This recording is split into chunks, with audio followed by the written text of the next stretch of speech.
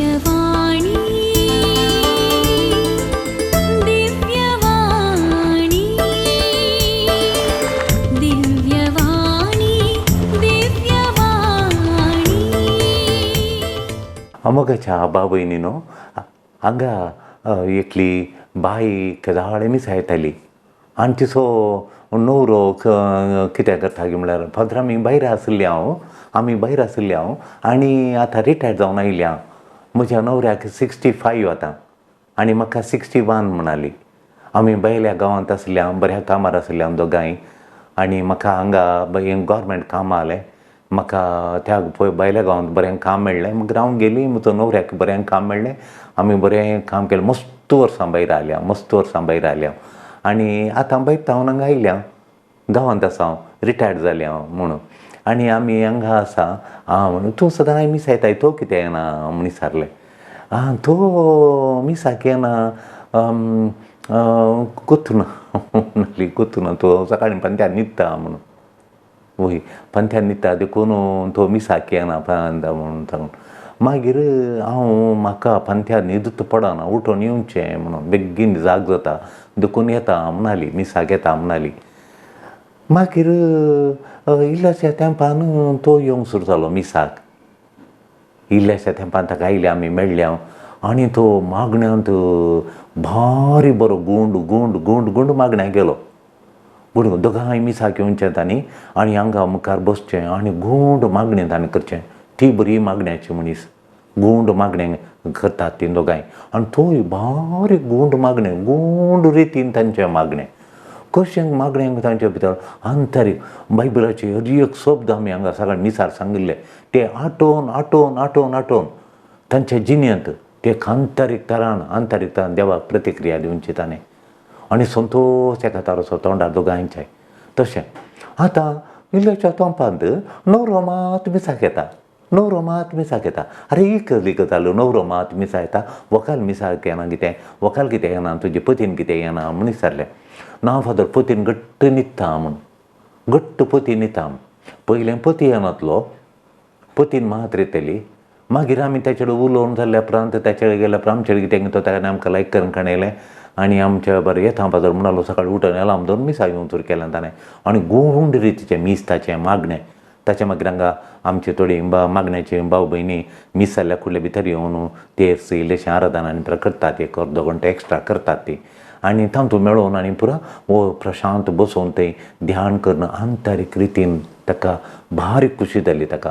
तो आतां डेली येता एक दीस सोडून आसा मिसाक येता पूण ही येना आरे ही केली गजाल गी पळयतना हाचे कडेन विचारलें बाय कितें येना बाय घट्ट न्हीद फादर तिका रातीन जावन सकाळीं म्हणसर बरी न्हीद. मागीर म्हजे कडेन सांगता ब्रेकफास्ट करतना म्हाका मिसाक वचों जाल्यार वचोंक जावना न्ही म्हाका मिसाक वचों जाल्यार येवंक जावना न्ही म्हणून म्हाका घट्ट न्हीद येता सायबा म्हणून घट्ट न्हिदता म्हणून. मागीर तिचे कडेन विचारलें कित्या न्हीद म्हणून. पयल्याची खरंदाय आली फादर खरंदाय म्हाका राती लेट न्हीद पडची न्हीदच नातली. हांव तशें हांगा म्हणी मिसाक या म्हणून उठोवन येताली न्हीद पडनातली. आतां म्हजो न्हवरो इतलो मोगाळ जाला गी इतलो बरो जाला गी आनी इतलो प्रशांत आहा गी कांय किरी चिरिपिरी पिरी कांय ना घरांत म्हाका किराड ना न्हिदल्याक्षान न्हीद पडटा सकाळीं जागच जायना म्हणली. देखून मोगाच्यान आमी आतां पळया माथेवच्या वांजेलांत 11वा अध्याय जेजू सांगता या तुमी कश्ट केल्यानो वजन वयताल्यानो या म्हज्या लागीं हांव तुमकां विशेव दितां हांव तुमकां बरी न्हीद दितां. या तुमी कश्ट केल्यानो वजन वयताल्यानो हांव तुमकां विशेव दितां म्हणटा. मोगाच्या भाव भयणीनो जिणेंत एक संतोश भरीत भलायकेवंत करणी म्हळ्यार आमचे वाडणे एक्टिविटी आमी करचें करणी म्हळ्यार आमी न्हिदची करणी. एक संतोश भरीत आमकां भलायकी जाय जाल्यार बरें न्हिदाचें आमकां जिणें उल्हास सकाळीं उठ्ठाना एक उल्हास एक संतोश जॉयफूल हेल्दी एक्टिविटी करची आमी करची जिणेंत द मोस्ट इम्पॉर्टंट गरजेची एक्टिविटी एक आमची करणी आमी करची म्हळ्यार ती न्हीद. तुका डीप स्लीप म्हणटा गूंड न्हीद बरी न्हीद पडली जाल्यार तुका संतोश भलायकी ती न्हीद हाडटा. तुका उठ्ठाना रिफ्रेश जाता रिफ्रेश जाल्ल्या बरी कितली खुशी जाता म्हणना आनी कामाक रेडी जावंक तितलें बरें जाता, बरी न्हीद पडाचे हर एकल्यांक. तो गांवांत आसूं दी, गल्फांत आसूं दी, युरोपांत आसूं दी, अमेरिकांत आसूं दी, न्हीद सगळ्यांक एक आसता. ती न्हीद आसल्यार तुका कामाक रेडी जावंक सकाळीं कळटा, तुका कामाक रेडी जावचें पळयतना तुका न्हीद पडल्या गी ना गी म्हूण. बरी गूंड न्हीद आमकां पडाचें. न्हीद नासल्यार रेस्टलेस जाता आमी. रेस्टलेस म्हूण सांगल्यार बसूंक जायना, मांडो करपिता नासल्यार नक्षो अश्यो करता आनी पाय तापडटा आनी हें तें करता, अर्दें करता, अर्दें तें करता म्हणटा आनी हें करता म्हणटा तें अशें आमचें तिकेशें किरकिरी जाता. आमकां रेस्टलेस म्हणटा आमी जाता. नाना तराची पिडाय आमकां येता. तकली दुखू, फाट दुखू, बावळो दुखू, हात वयर वचना तशें आनी नाना तराची पिडा आमकां येता. आत्मीक जिणेंत तशेंच आमी पळय कशें आमच्या दैहीक जिणेंत कुडीच्या जिणे फिजिकल लायफ म्हणटा आमी, ह्या भायले जिणेक आमकां न्हीद कितली गरजेची गी तितलीच आमकां आत्मीक जिणेक कितें गरजेची. आत्मीक जिणेक तुका कितली न्हीद पडटा तितलें तुका बरें जाता. आत्मीक जिणेंत पळय आमी तुका गूंड न्हीद जर तर पडली जाल्यार तुका गूंड न्हिदेंत आय तूं हे गूंड न्हीद तुका मेळ्ळी जाल्यार आत्मीक जिणेंत तुका आत्मीक जिणेंत तशेंच स्पिरिच्युअल रेस्ट म्हणटा आमी, स्पिरिच्युअल रेस्ट म्हणटा तें आमकां हर एकल्यांक जाय.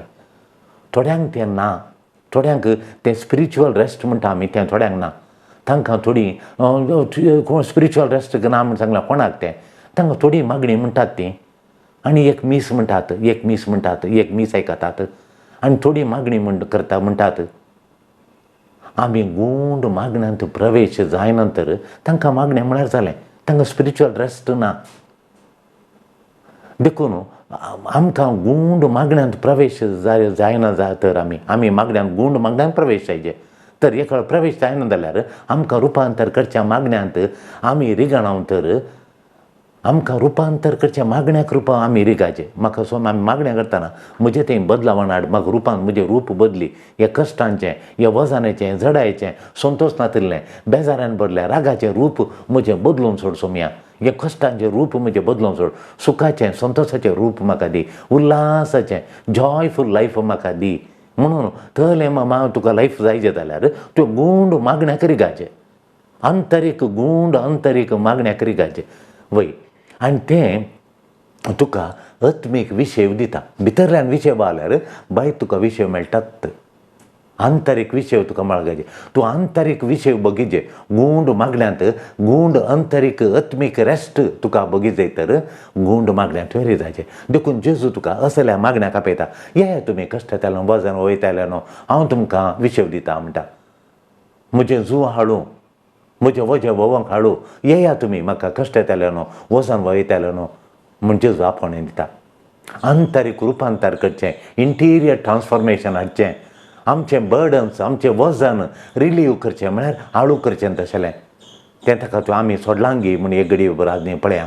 आंतरीक जर तर जेजूक आमी सोडलां जाल्यार जेजू म्हजे भितर जडाय आसा, म्हाका एक राग, म्हजें बेजाराय, तूं किरी करता, तांणी म्हणलें उतरां, म्हाका वजन जाल्यार दुखतात, म्हाका समाधानान हें पुरा म्हजें हाडू कर म्हणून सोम्याक हांवें हाडू करूंक दिल्यार, हे हाडू कर म्हणून सोम्याक सोडल्यार ताच्या मात हे तुमी म्हजे थंयचे हांव हाडू करता म्हणून सोम्याक म्हजे भितर आंतरीक येवन म्हज्या काळजा भितर येवंक म्हाका हाडू करूंक म्हजें वजन भायर करूंक आमी सोडलें तर जाल्यार खंडीत म्हाका न्हू खंडीत जावन जाल्यार आमकां एक आंतरीक न्हीद, आंतरीक शांती, आंतरीक समाधान, आंतरीक तृप्ती मेळटा. आंतरीक विशय आमकां मेळटा, तो भितरलो विशय मेळटा. हर एक दिसा आमकां फेस करूंक आसतात नाना तरेचे स्पिरिच्युअल हार्डशिप्स म्हणटा. आत्मीक रितीन आमकां कश्ट आमकां मेळटा, स्पिरिच्युअल हार्डशिप्स, स्पिरिच्युअल चॅलेंजीस आमकां मेळटात.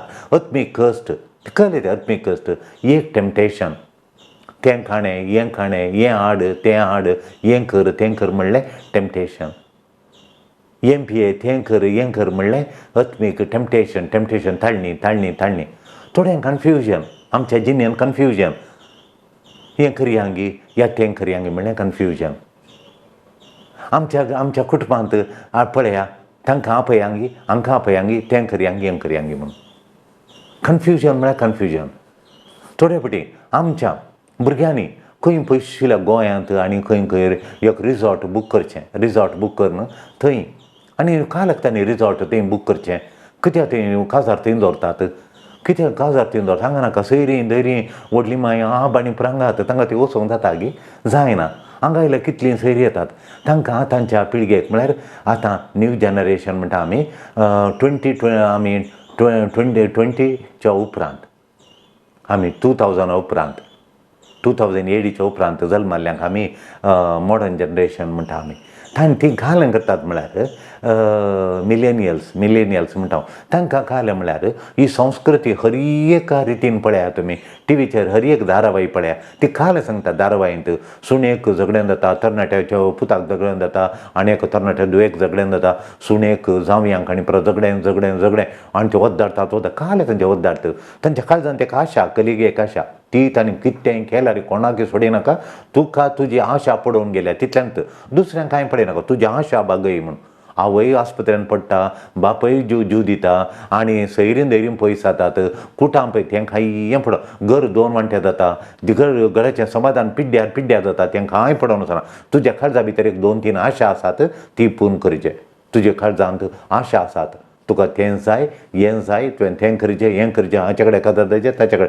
तुज्या काळजांत आशा आसात ती काळजांतली आशा मात पळय तुज्या आवयक पळयनाका बापायक पळयना कुटुंबाक पळयना सैरान हें कन्फ्युजन हें तांचे तुजी आशा तुजें मात्र पळय हेरांचें पळयनाका म्हूण देखून ही भुरगीं घालन करतात म्हळ्यार व्हडली मांयक येवंक जायना आबाक येवंक जायना गोंयांक हजर दवरल्यार शेजाऱ्यांक येवंक जायना आमच्या कुटां हांगा आमचीं पाळां हांगा आमचीं सैऱ्यान देऱ्यान घराणें हांगा आसा आमी उण्या जाणांक ना इल्लेशा जाणांक आमच्या मोगाच्या इल्ल्या जाणांक काणूनचें आमी थंय येचें म्हणून आनी कालें थंय मूनलायट आतां क्रिसमसा वेळार डिसेंबरांत थंय मूनलायट आसा जानेवारींत आनी मूनलायट तातूंत 8 दीस रेजॉर्ट बूक करचें एका दिसाक कितले गी एक 10-12 रुमां बूक करचीं तांच्या क्लोज आसलेल्यांनी फ्रेंड्सांनी तरणाट्यांनी सांजेर त्या दर्या थडीर बसून पियोवचें मजा करची काजार म्हळ्यार तें जावंक पावलां काजार म्हणजे 8 दीस संजेचें बसून मजा करूं हांगा कुटाम संभ्राम खंयचें पडोवन वचोना तांकां थंय काजार जाल्या म्हण व्हंकल न्हवरी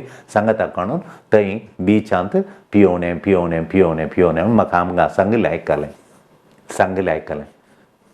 देखून आमकां अगलेंक होली थाळणी काजारां पयस धरून आनी मागीर आमकां थोडे दिसा हर एक दीस आमकां निराशा मेळटा कठीण निराशा देखून राग निराशा हें म्हाका जावना ही म्हजी आशा पूर्ण जावना हाणें तशें म्हणलें निराशा हें जाता आमचें तितलें आशा म्हजी पूर्ण जावना निराशा डिसअपॉयंटमेंट मागीर कठीण राग आमच्या जिणेंत कठीण राग आनी इतर आमकां ओल्यो थाळण्यो आसात हे आमकां काल करता म्हळ्यार हें दिननित्यदा नन्ना भारा तले भारा हृदय भारा देखून ही वजान हार्डशिप्स कस्ट spiritual hardships of my life हें स्पिरिच्युअल हार्डशिप्स ऑफ माय म्हळ्यार म्हज्या जिणेचे कस्ट हांतू आटापून आसात देखून सदां ती सैतानाच्यो फोटी सैतानाच्यो कितल्यो फोटी मारता म्हणना सैतान कशें फटी मारता सैतानाच्यो फटी पळया एक बाय इज्रायलांत आली ती गांवांत आयली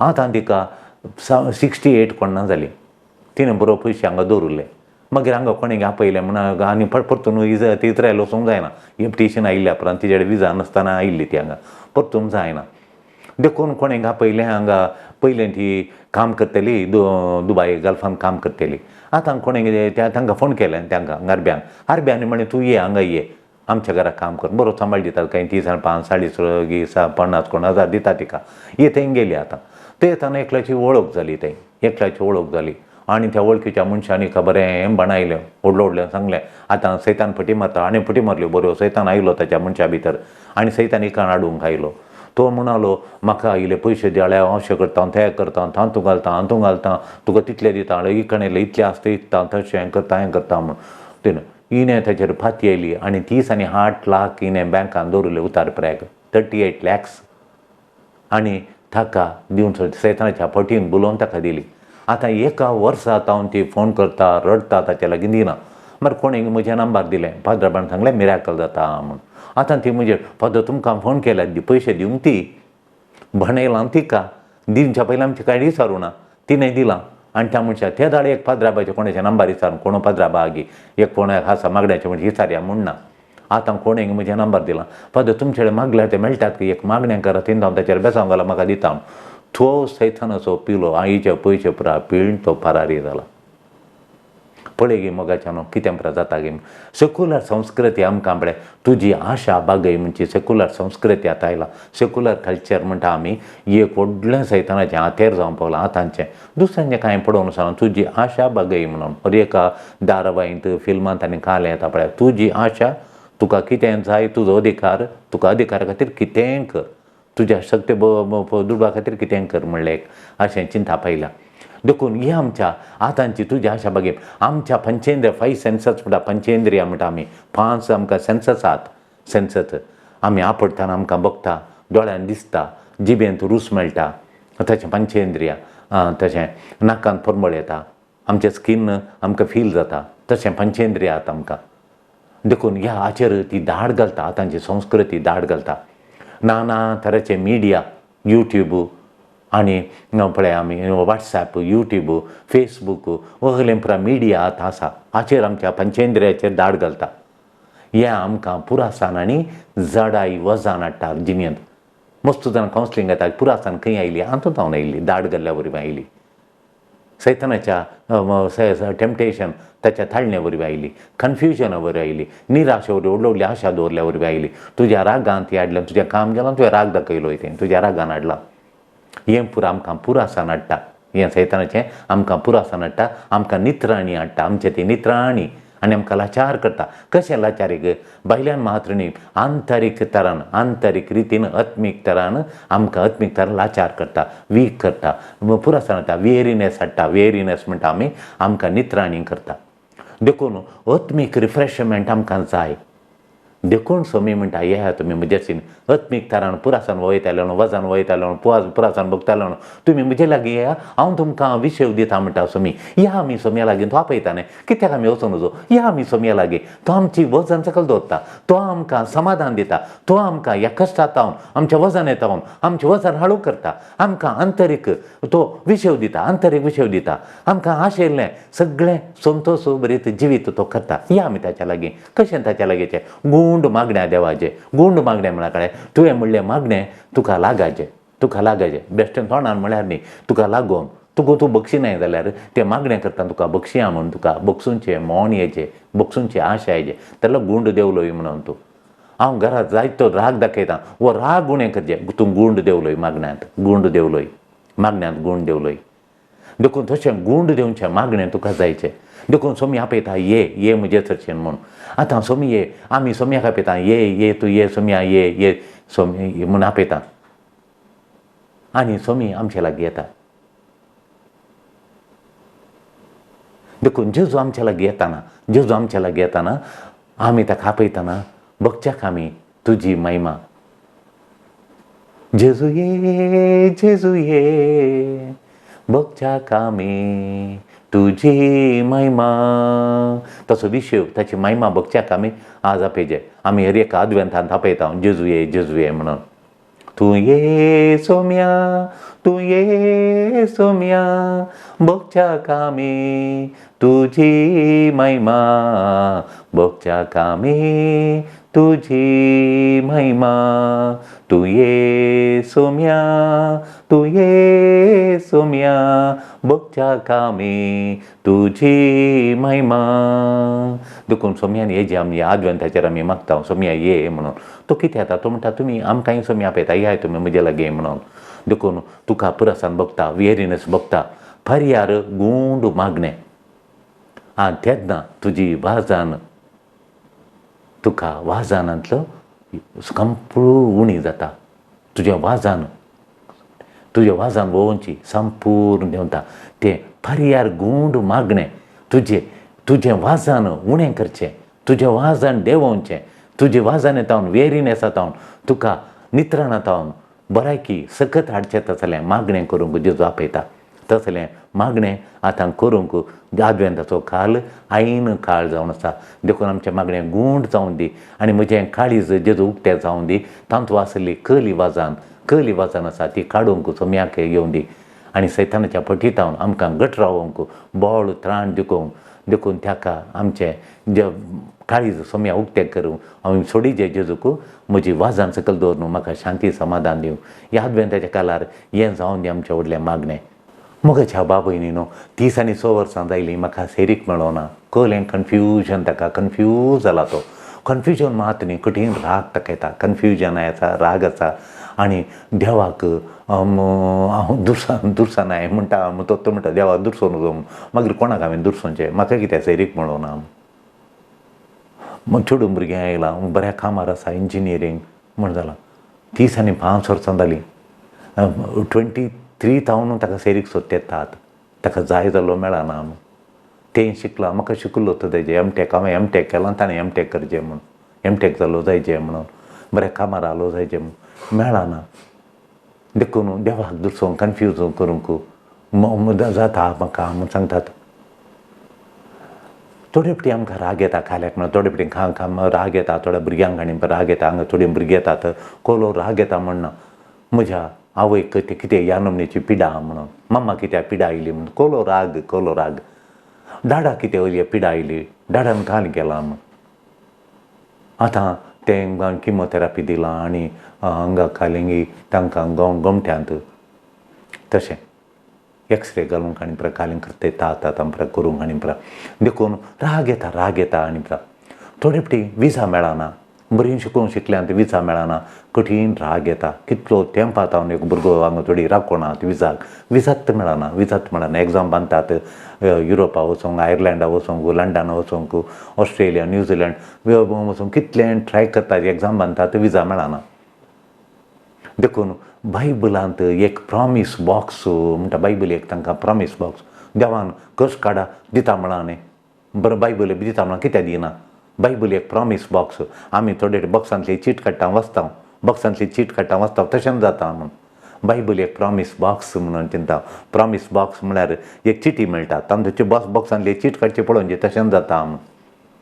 बायबल उक्तें करचें पळोवचें अशें म्हाका जायचें म्हणून.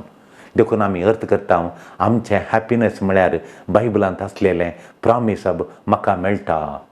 आमी हॅप्पी म्हळ्यार बायबलांत प्रॉमीस आसा तशें म्हजें हॅपिनस बायबलाच्या प्रॉमिसाचेर आसा म्हूण. हांव तुका राखता म्हूण. हांव तुका सांबाळटां. हांव तुका आशयल्लें दितां. तुका तृप्ती दितां. तुजो हात धरून चलयतां. तुका पडानांतल्या बरी करतां. देखून तृप्ती म्हळ्यार थोड्यांक तृप्ती म्हळ्यार 2 घरां 2 कारां त्या दाळ तृप्ती तुजी तृप्ती. 2 घरां म्हणल्यार तुका तृप्ती. 2 कारां आसल्यार तुका तृप्ती. व्हडलीं कामां थोड्यांक व्हडले बंगले. थोड्यांक मस्त भांगार एका बालदयेंत एक बालदी भांगार आसल्यार भांगार शिंगार एक बालदी आसल्या जाल्यार आमकां. देखून किर्तन 30 आनी 4 तिसरो सांगता 34:3 आवट ऑफ कॉन्टेक्स्ट आमी वाचचें. आवट ऑफ कॉन्टेक्स्ट वाचचें. हांव कालींग करता म्हळ्यार खाजाऱ्यांक कालींग म्हाका तुमी आमकां एक देवाची उतार दिया म्हूण थोडीं बायतावनांनी खाजाऱ्याच्या पयलें चरखे म्हाका सोडाव दवन खुशी दवनची चरख्यांची चेडवांक कशी सारतात म्हणया चेडवांची मस्त चरखे. फादर म्हाका खाजार जावन बैसरलां इतल्या तेंपाक खाजार तुमी येया आनी म्हाका एक बायबलाच्या तांदूळ खालें दिया एक मागणें दिया म्हणटाना हांवें टायप करून दवरलां इंग्लिशांत. हें तांकां धाडचें. खंयचें तें किर्तन 30 आनी 4:3 30 आनी 4:3 हें हांवें म्हज्या इन्विटेशनाचेर वर्दीच्या इन्विटेशनाचेर घाल्लें तोवळ तें घाल्लें. आतां खाजाराच्या लग्नाच्या तांकां लग्नाच्या बेसाकेंत दिवचें. चेडकोन चेडे म्हणजे काल्यांक म्हज्या विसरून घाल देवाची उतरां जाल्यार तुमी बरेया किर्तन 34:3 घालून सोडा म्हूण तुमच्या रिंगार घाला म्हूण. तुमच्या रिंगार म्हूण मोस्ताना घाला म्हूण सांगलां म्हाका तांच्या रिंगार म्हज्या कुटुंबाच्या आनी हांव सांगता म्हाका आपोवंक आयल्यार तुमी वेडिंग रिंग करता रेस्पेराच्या मुदयेच्या भितर तें तुमी तांचेर दिल्यार ते घालून दितात भितर बरोवन दितात. किर्तन की 34:3 घालून सोडा म्हणून. मागीर तें केदाळ उडास येता तुमच्या किर्तनांत काल्यांक. हें अशें आसा. म्हज्या वर्दीच्या कार्डार आसलें आमकां रिंग घालूंक ना नाजाल्यार हांव भांगाराचें रिंग घालूंक आसलें जाल्यार हांव ताचे भितर बरयतालो किर्तन 34:3 म्हणून. काल सांगता म्हजें सवें सर्वेस्पराची महिमा गाया. म्हजें सवें सर्वेस्पराची महिमा गाया. सांगाता मेळोन ताच्या नांवाची स्तुती करुया. आमी सांगाता मेळया ताच्या नांवाची स्तुती करुया. कित्याक ताणें आमकां आशिर्वादांनी भरलां. ताणें म्हाका आशिर्वादांनी भरलां. ताचो हात ताच्या आजारपणाचो उजवाड म्हज्यार आसा. ताचो हात म्हजेर आसा. मगाच्यान सरस्वर उल्हास पर्या म्हणून उल्हास पळय म्हणल्या उपरांत म्हजे कडेन विचारतात फादर तुमी सरस उल्हास पळोवया ताका महिमा दिया तो वाळे आमी महिमा दिवन ता सांग का कितें आयले कश्ट आयले आरे तो म्हजे कडेन उलयना तांचे घरची आमी म्हज्या आंगार पडटात आनी हाचे घरची म्हज्या आंगार पडटात न्हवऱ्याचे घरची म्हाका कश्ट दितात म्हूण चेडूं आनी चेडवाचे घरची म्हाका भारी दाड घालतात म्हूण चरको आमी सर्वेस्पर तुमी सांगिल्लें म्हज्या खातार दिसा हें म्हणाजे तुमी म्हणून म्हज्या सगळ्या सर्वेस्पराची महिमा गाया सांगाता मेळोन ताच्या नांवाची स्तुती करा म्हूण सांगलें आतां हांवें कशी स्तुती करची म्हज्या लायफान पळया म्हूण हांवें सांगचें तें उरलें किर्तन तितलें महत्व वचूंक न्ही उरलें किर्तन वाच सगळें किर्तनांत उपरांत सगळें किर्तन सगळें मागणें तें कांतार खोले कश्ट वळवळेच्या विशयान जावन आसा खोले कश्ट वळवळे तांतूं आठापून आसात मोगाच्यान तांतूं प्रत्येक दाण हांव वाचचो श्लोक हें वाचले उपरांत श्लोक 20 वाचचो केदाळे वाचता हांव म्हाका कोण हें दुखयल्यार हांव हें वाचता किर्तन 30 आनी 4 20 श्लोक हांव वाचता देव तांकां सांगता तांकां राखता तांच्या म्हाका राखता म्हाका सांबाळटा म्हणल्या विशीं म्हाका राखता सांबाळटा म्हणल्या विशीं किर्तनांत 20 श्लोक सांगता खाले म्हळ्यार सगळीं ताचीं आडां तो राखता ज्यो म्हणून सांगता कोण देवाक सांगता मेळोन स्तुती करतल्यांक ताच्या नांवाक महिमा दितेल्यांक देवाचेर पातयेवन आशिल्ल्यांक देवाक तांच्या काळजांतले कश्ट वजन आळू करूंक सोडिल्ल्यांक देव तांकां राखता म्हूण तें किर्तन सांगता पूण किर्तन सांगता खाले म्हळ्यार श्लोक 20 सांगता सगळीं ताचीं आडां तो त्या तसल्या मनशाचीं आडां पिठो करूंक कोणाक सोडिना म्हूण तांची आडां तो राखता म्हूण तांतलें एकच एक हाड पर्यान मोडूंक तो सोडचो ना म्हूण मोडूंक तो सोडिना देव सोडिना ही बसावणी देवान केल्ली ती जेजू तें पळय आमी जेजू क्रुसा तें ताची आडां मोडलीं गे हांव सांगता जे तांकां हांव जेजूची आडां मोडली जेजून सांगलां बसावणी तुजी आडां ताका पातयेतल्यांची आडां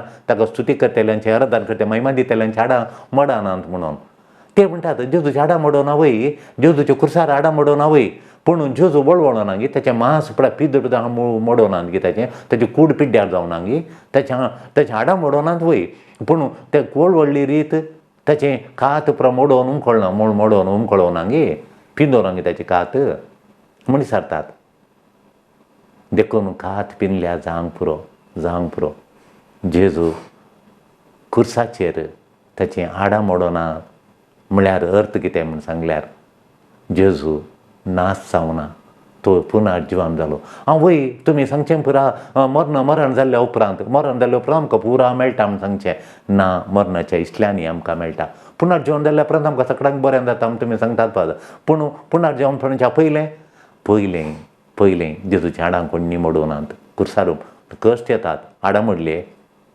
मोडले जेजूचे कश्ट येतात देखून आमकां कश्ट आयल्यांत आळ एकलो तुजो अंकल म्हाका सांगतलो म्हूण ताका सांगलें खाल तांकां दोगांय की तुमकां आमकां कश्ट कितें येना तुजो अंकल सांगतलो खंयच्या नोमने तो बस स्टँडार न्हिदला तो आनी एक ब्रेड खावंसो दुबाय खंय ट्रेनांत आनी तिका ट्रेन स्टेशनांत खंय वचून न्हिदतालो खंय तो कोण खंय काय करतलो बिरमो तो खोले कश्ट भोगला खंय तो लेट आयले लक्षण थंय न्हिदचें गे ट्रेनार येवन हें जाल्यार बस स्टँड स्टार्ट जाल्यार उपरांत मागीर येवन चालीन तो वळ मागीर इल्लो बिजनसांनी प्रधान गेलो एक बरो फ्रेंड मेळ्ळो बिजनस मेळ्ळो बरो धनी मेळ्ळो आनी तो अमेरिकाचो हाचे आनी खंयचें काम पळोवन हाचेर ताणें त्या अमेरिकाच्या बऱ्या मनशान हाचेर बार घालो तो खंय येताना हाचेर सांगून येतालो वो सड्ड शिकप नासलो जाल्यार तितल्या लोकांक सांबाळ ह्या डिपार्टमेंटा म्हूण हाचेर दितालो असो सांबाळटाने चडयलो ती अमेरिकाची कंपनी बरो सांबाळ चडयलो त्याने आयलो आनी एक थंय जागे काणयले ते जागे इकले व्हड जागे काणयले ते व्हडले जागे इकले व्हडल्यान तोटूच काणयले आनी थंयच्यान कृशी माडी थळें उदक आनी प्रकांड वयर आयलो ताणें देवान सोडलें घेतालो बस स्टँड तालो म्हूण येत गे ताणें त्याच्या आडां मोडलीं गे तो नाश जालो गे ना आतां जैतेवन जालो तो आतां पुनर्जीवन ह्या संवसारांत त्या मेल्ल्या उपरांत तो न्ही ह्या संवसारांतूच ताणें घर बांदलें भुरग्यांक शिकप दिलें ताच्या लागीं आतां कितलीं कामां आहा तांकां चडशीं सांगा कितलीं जाणां काम करता तीं कितल्या सांबाळ दिवन तो पोसता कितल्या कुटुंबांक तो पळयता पळया सांगा देखून ह्या संवसारांतूच जेजू आमकां बरें करता तुजें आडां मोडूंक ना म्हूण पूण तो जेजू कश्टालो वळवळ्ळो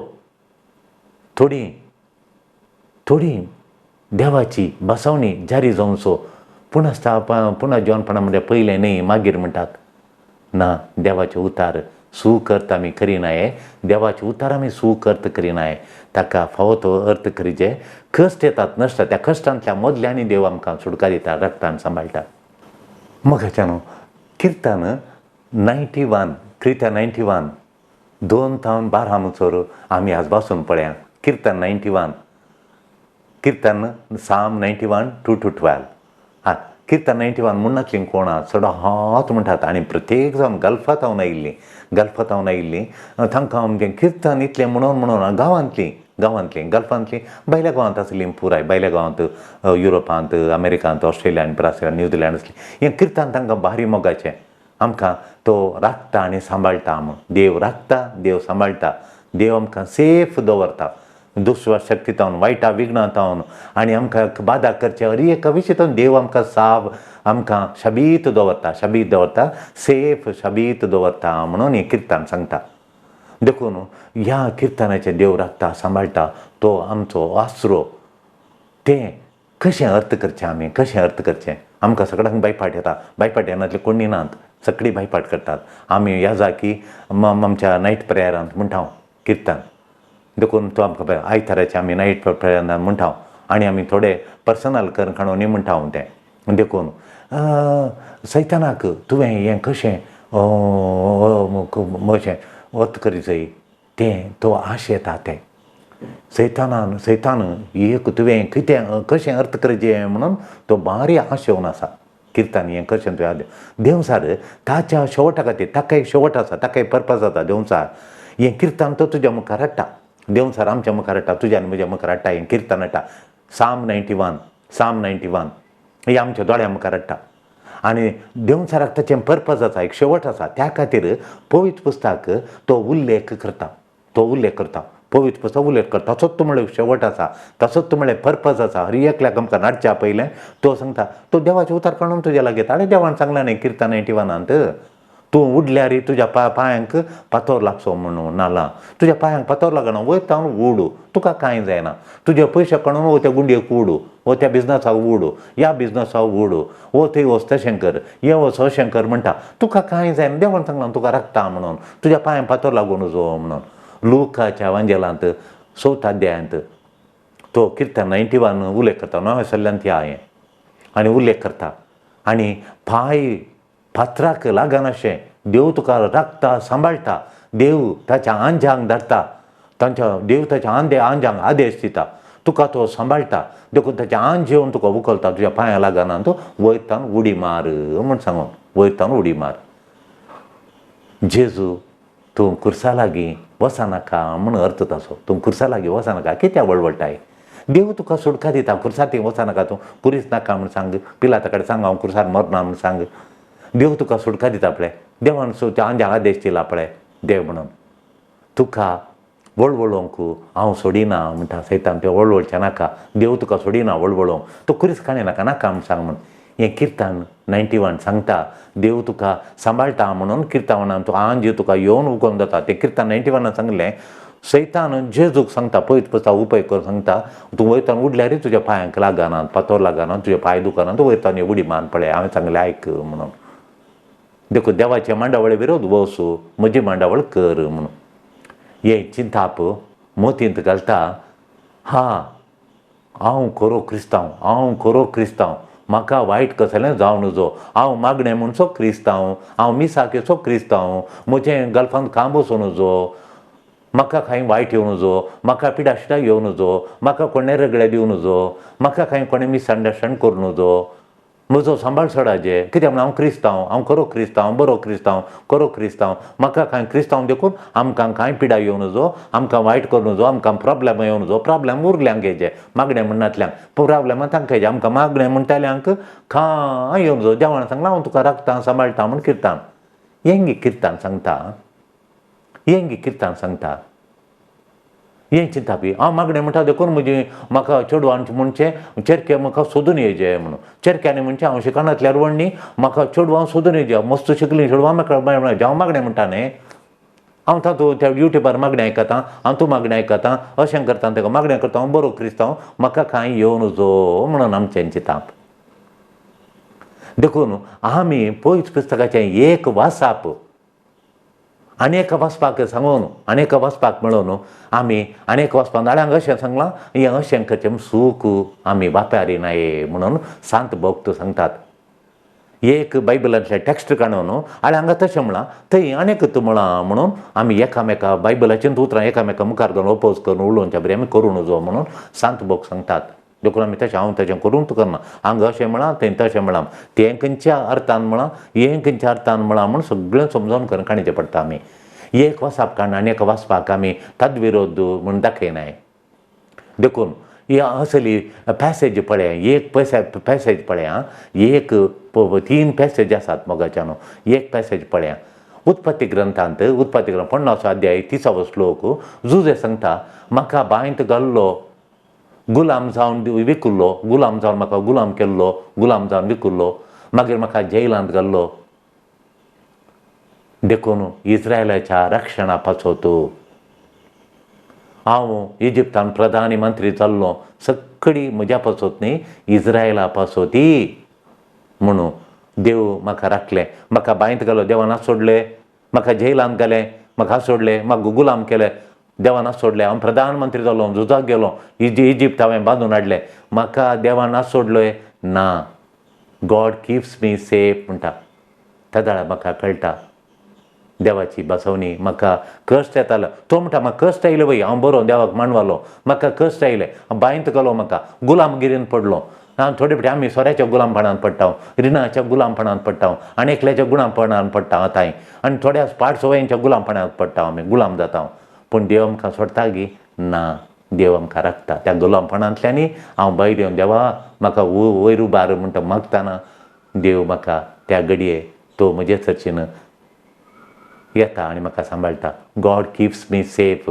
त्या घडये तें तशें दिसना म्हाका घडटना त्या घडये हांव गुलामान पडटना हांव जुजे म्हणटा हांव गुलामान पडल्या वेळार बांयंत पडल्या वेळार आनी हांव जेलांत आसल्या वेळार हांव म्हाका बगोना गी त्या घडये म्हाका बगोना देव म्हाका राखता सांबाळटा म्हणून. पूण आतां पळयतना देवान केल्लें पुरा म्हज्या बऱ्याक देवान केल्लें पुरा म्हज्या बऱ्याक म्हणून हे एक टॅक्स्ट हांवें केदाळें देवा ह्या 91 वाचून म्हजे लागीं प्रॉब्लेम हाडून येतात. हांव मागणें करता तें करता म्हणटाना कश्ट म्हाका कितें आयले म्हणून म्हाका म्हजे लागीं कोण कश्ट कितें आयले म्हणटा जुदेचें सांगचें. जुदेक कश्ट आयले बांयंत घालो जुदेक पात्र्यार्क जुदेक बांयंत घालो पात्र्यार्क जुदेक गुलामांत घालो गोतुनाच्या गांवा विकून ताणें पयशे एन्जॉय केले ताचेर मेळ्ळे पयशे. ताचे उपरांत थंय गेल्या उपरांत फटिराच्या बायल्यान फटिफारसाच्या बायल्यान ताका जेलांत घालो. ताका जेलांत कैदी करून कितल्या वर्सांनी जेलांत कुसलो तो. मागीर तो सगळ्या इजिप्ताचो प्रधानमंत्री जालो मुखेली जालो सेकंड इन कमांड जालो. हें एक दिवचें. दुसरें रोमाकारा बरयल्या पत्रांत हांवें तांकां दिवचें 91 फादर हें 91 टॅक्स्ट म्हणटा म्हाका कित्याक कश्ट आयले म्हूण.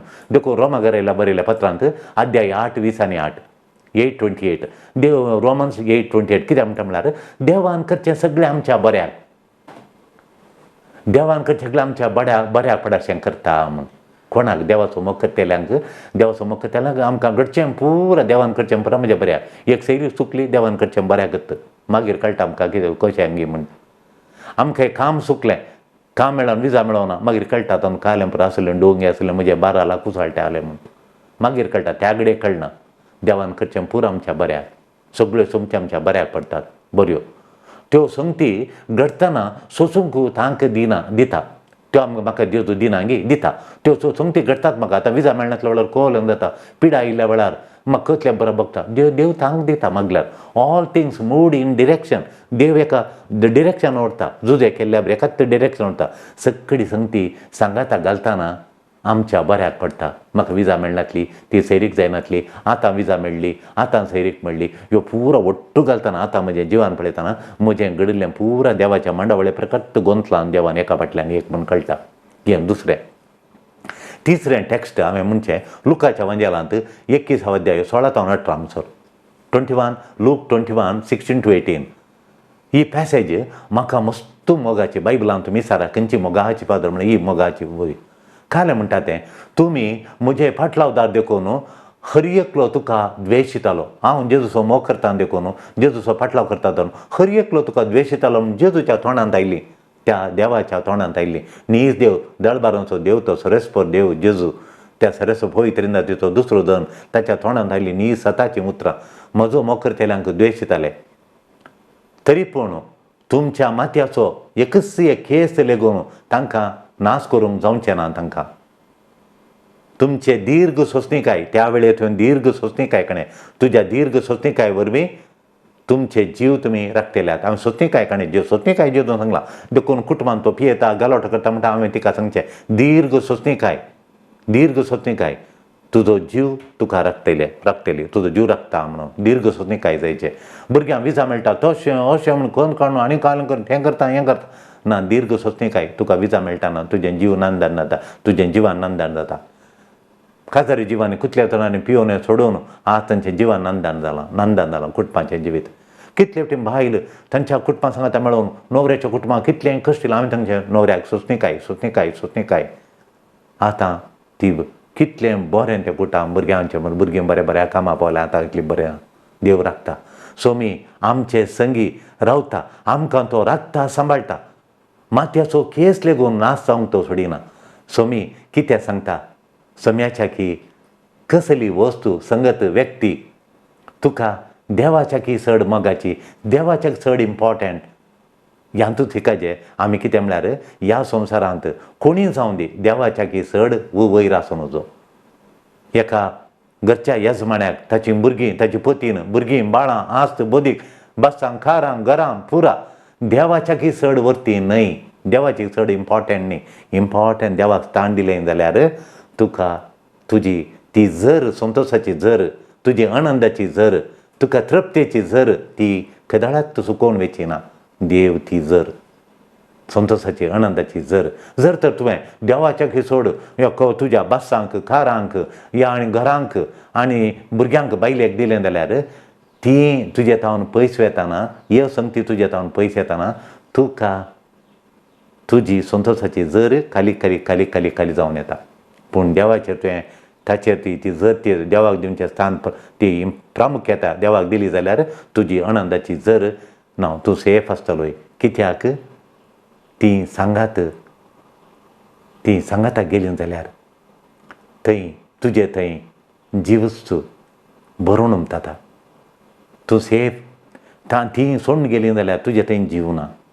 पूण तूं सांगाता आसा जाल्यार यू हॅव लायफ. कळ्ळें तुका. कश्टा नश्टा वेळी आमी अती मुख्य ह्या कश्टान म्हाका कश्ट आयले पिडा आयली नश्ट जालो त्या दळा अती मुख्य म्हळ्यार अती इम्पॉर्टंट. कितें म्हळ्यार हांवें देवाचेर गेल्ली दिश्ट जर तर म्हजी दिश्ट म्हज्या देवाचेर म्हाका बचाव करतल्याचेर जाल्यार ती म्हाका राखता.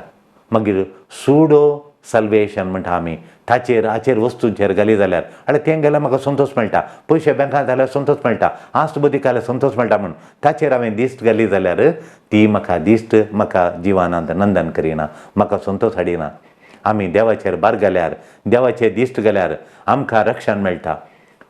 देखून वस्तूंचेर ह्या हेरांचेर व्यक्तींचेर घाल्यार तांच्या मोगाचेर घाल्यार म्हाका देव अती मुख्य न्हय म्हूण बगल्यार तर म्हाका तातूंत निमाणें ती म्हजे तावन पयस केली जाल्यार ती वस्तू तो व्यक्ती म्हजे तावन पयस केलो जाल्यार म्हजी संतोशाची झर सुकोवन वेता. म्हजी दिश्ट देवाचेर घाल्यार देव लागीं येता. म्हजी संतोशाची आनंदाची अंतर्मळांनी ती झर उमाळटा.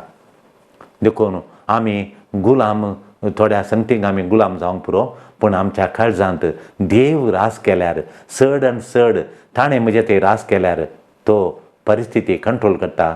म्हाका सेफ दवरता म्हजे थंय संतोश उमाळ्याचें करता. मोगाच्यान किर्तन 91 साम 91 ह्या किर्तनांत देव कितें सांगता म्हळ्यार वायटांत हांव राखता मात्र न्ही तो वायटांतल्यान वायटा मदल्यांतल्यान वायट तुका येता नश्ट जाता कश्ट येतात. तुवें आशेली एक्की जारी जायना आनी तुवें कोणाचो मोग केलो तीन तुज्या सांगताना एका नंतर तूं कश्ट बगताना तुका राखता मात्र न्ही त्या कश्टा मदल्यान तुका सांबाळून व्हरता. पिडे शिडेंतल्यान तुका पाशार जाल्यार हांव तुका राखता. पिडा शिडा येवंक पुरो कस नश्ट येवंक पुरो तुका मोसान तूं संपडूंक पुरो हेरांच्या रागाक तूं वळख जावंक पुरो तूं मस्त कश्ट जाताय वळवळटाय त्या वळवळ्या मदल्यान पाशार जाताना हांव तुका राखता सांबाळटा. I will protect you through the trouble you face. तो आमच्या आमकां राखता सांबाळटा, तो आमच्या पातकाक शिक्षा लायता म्हणून आमी चिंतिनाय. तो कश्टां नश्टां तो दिना, आमकां कश्ट नश्ट आमच्या पातका लागून म्हाका कश्ट आयले, म्हज्या पातका लागून हांव नश्टान पडलो, म्हज्या पातका लागून हांव इतलें वगडायलें. ना, तुज्या पातका लागून तुवें वगडोनाय, तुज्या सूख निर्धारा वरवीं, तुज्या सूख निर्धारा वरवीं, दुसऱ्यांक तुवें सूख मनशां पातयल्या वरवीं, देवाक पातयेव नासतना कोणाच्या उतरां पातयल्या वरवीं तूं आज कश्टां पडलोय, तूं आज नश्टान पडलोय, तूं आज पिड्यान पडलोय जायते पटीन. तो कितें सांगता आयक, देव कितें सांगता किर्तनांत, त्यात किर्तनांत 6थो श्लोक सांगता, पाखाट्या पोंदा, तो पाखाट्याच्या पोंदा तुका आसरो दितलो म्हणून. म्हाका भारी खुशी जावची, ताच्या पाखाट्या पोंदा तुका आसरो जातलो म्हणून. तुका राखतलो, सांबाळटलो ताच्या पाखाट्या पोंदा.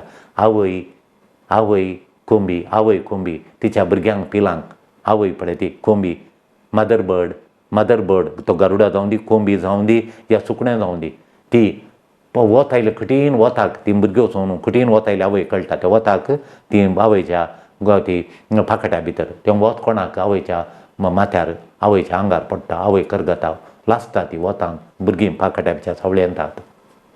कठीण पावस आयलो, तिका थेनेन दोंता कठीण त्या भुरग्यांक काडून त्या पत्रार ती बसता, पावस येता तिच्या आंगार पडटा, तिका भिजयता, भुरग्यांक ती राखता, सांगता पिलांक आपल्या भुरग्यांक ती राखता. तशेंच गीद आयलो वयर तावन, ती कोंबी पुरो भुरग्यांक, आवय कोंबी त्या भुरग्यांक पिलांक भितर काडटा पाखाट्या भितर, आनी गीद येवन तिचे मांडो खाता, तिचें शेंगारें खाता, तिचो मांडो, तिचें मांस खाता, भुरगीं सेफ जावतात. ती कोंबी पडटा आनी ताका सोरोप आयलो भुरग्यांक धरून तिका धरता आनी तिका सापता. देखून दुस्मानां तावन ती जीव दिता, भुरग्यांक राखता.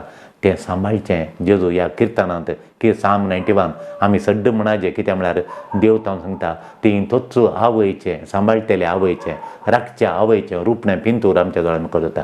दायटी मेजरी पिलांक राखच्या आवयचें म्हणटा तो, ताच्या पाखाट्यां भितर तो तुका रक्षण दिता म्हणून. कळ्ळें बरें किर्तन. जेजू सांगता ते आवय, जेजू पाखाट्याचे आवयचें रुपणें दिता. जेजू एक आवय कोंबये बरी म्हूण दाखयता, हांव एक आवय कोंबये बरी तुमकां राखता म्हणटा. खंय सांगता तें? तो सांगता जेरुजालेमा एक आवय कोंबयेन पिलांक पाखाट्या भितर आरोन दवरून सेफ दवरल्या बरी तुका सेफ दवरूंक हांव आशेलो म्हणटा, तुका हांव सांबाळटा म्हूण सांगून आशेलो म्हणटा. हें कितें सांगता? आवय कोंबयेचें, आवय कोंबयेची सगळी स्वस्ता पळय. तशें जेजून कशें ती आवय कोंबी गीत येताना तिचेर कश्ट पडटात, तिका दूख येता आनी तिका वळवळ मेळटात, वयता गीत येवन तिचें मांस खाता. जेजू आवय कोंबी गी वय कुर्सार आमचें पाताक ताणें घेतलें, आमची शिक्षा ताणें सोंसली. कुर्सार आमच्या पातकाचें फारीकपण आमी दिवचे आसले, आमी उमकळाचे आसले, आमचें रगत वळाचें जालें, ताचें तो व्हडलो शिक्षा तो भोगता आनी आमकां सुटका दिता, आमकां राखता, आमकां सेफ दवरता. आमच्या कश्टां नश्टां सगळे कश्ट ताणें वगयले, कुर्सार ताणें सोंसलें, आमकां सेफ एंड सेक्युअर दवरलें. तें हें किर्तन दाखयता. देखून जेजू ताच्या पाखाट्या पोंदा आमकां कुर्साच्या सावळ्यांत आमकां लिपयता आनी आमकां बचाव करता. हो आमचो जेजू आवय कोंबयेन सोंसल्या बरी जेजू आमची जतन, आमचो मोग, आमचें सेफ, आमच्या सर सांबाळटा, चलयता. देखून ह्या जेजू संवसाराक आयिल्लो कित्याक म्हणून आमी ह्या संवसाराक आयलो, एक बाळ जावन आयला, खंयले कश्ट आमच्या खातीर सोंसता आनी उपरांत निमाण ताचें कश्ट सोंसचें खंय वचून पावता आनी आमकां कशें तो सेफ दवरता. जेजू आयला आमकां सेफ्टी दिवंक, सत्नाचें जिवीत दिवंक आनी ताच्या खातीर ताणें कितलें वळवळाचें म्हणून ह्या आदवेंतांत हें नियाळ आमच्या दोळ्या मुखार दवरून हो आदवेंत फळादीक करया. आनी जेजू येताना तो कितें आयला आनी तो आमच्या खातीर एक आवयक त्या पाखाट्या भितर बेलांक दवरल्या बरी लिपयल्या सगळें तो सोंसता, आमकां राखता, सांबाळटा. तसलो जेजू बाळोक जावन येताना ताका सगळ्या काळजान सुवा करया. आमची काळजाची वजान उणें करूंक आयिल्ल्या सोम्याक आमच्या काळजान जागो दिवया आनी ताचे थंय संतोश पावया, उल्हास पावया. ताच्या येण्यांत आमचें जिवन पावण जावं दी. आमेन.